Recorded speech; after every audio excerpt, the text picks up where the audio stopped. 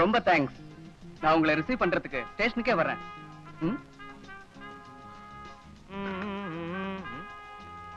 என்னடா மூஞ்சில ஆனந்த களை கட்டுது? உங்கள்ட்ட இருந்து போன? அது மட்டும் இல்லடா, ஒரு சந்தோஷமான விஷயம். இப்ப மட்டும் எனக்கு ரெக்க இருந்துச்சுன்னு வச்சுக்க, அப்படியே பறந்துடுவேன். குழப்பாதடா, சொல்லி தொலைடா. ஒண்ணும் இல்லடா, நம்ம மீரா இருக்கால, அவளோட சொந்தக்காரங்க கல்யாணம் டெல்லியில நடக்க போதான். அதை அட்டென்ட் பண்றதுக்கு 6ஆம் தேதி ஜிடில வர்றாளாம். அவளை ரிசீவ் பண்றதுக்கு ரயில்வே ஸ்டேஷனுக்கு என்ன கூப்பிட்டுருக்கா. அவ சொந்தக்காரங்க எல்லாம் இருக்கும்போது என்ன ஏன் கூப்பிட்டுருக்கா? இங்கதான் நீ யோசிக்கணும். அவளுக்குமே லவ்ங்கற ஒத்துக்கிறேன்டா. ஒத்துக்கிட்டா சரி.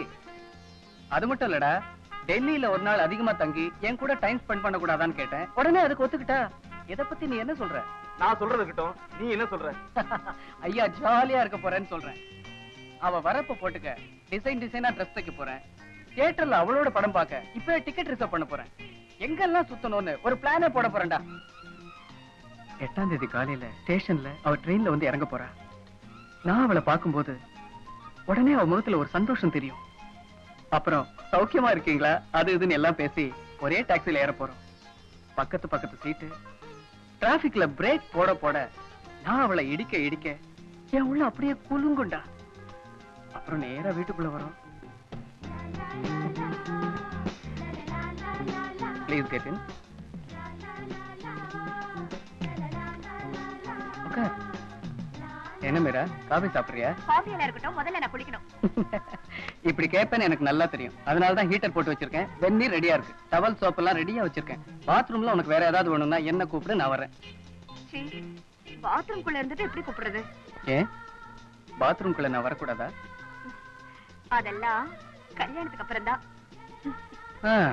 சரி, நான் கொடுத்து வச்சது அவ்வளவுதான். நீ போய் குளிச்சுட்டு வா, டிஃபன் கொண்டு வரேன். நீங்க ஏன் பரிமாறீங்க? உட்காருங்க, நான் பரிமாறுறேன். நீ என்னோட கெஸ்ட், நான் தான் உனக்கு பரிமாறுவேன். என்ன ரூம் எல்லாம் போட்டபடியே கிடக்கு, ஒரே அலங்கோலமா இருக்கு. என்ன பண்றது, பேச்சுலர் லைஃப்லாம் அப்படிதான். கல்யாணம் ஆனாதான் அலங்கோலம் அழகான கோலமாகும். ஏ, இப்பவே ஆயிடுச்சுங்க. என்ன சொல்ற மீரா?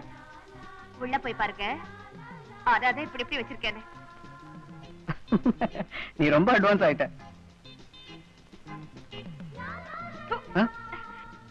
இது எப்படி சாப்பிடுறீங்க? என்ன பண்றது, எல்லாம் என் தலையெழுத்து. சாப்பிட்டானே ஆகணும். எல்லாத்துக்கும் ஒரு காலம் வரணும்.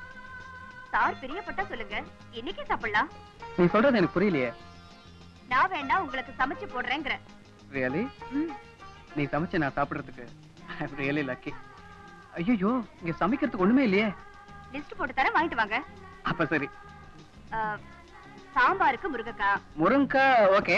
ரசத்துக்கு தக்காளி, பொரியலுக்கு முட்டைக்கோஸ், கூட்டுக்கு கத்திரிக்காய், அப்புறம் வெங்காயம், பச்சை மிளகா, தேங்காய். ஒன்னொன்னா சொல்லு, இல்லைன்னா நான் மறந்துடுவேன். இப்ப ஞாபகப்படுத்து. முருங்கைக்காய், தக்காளி, முட்டைகோஸ், கத்திரிக்காய், வெங்காயம், தேங்காய், கருவேப்பிலை.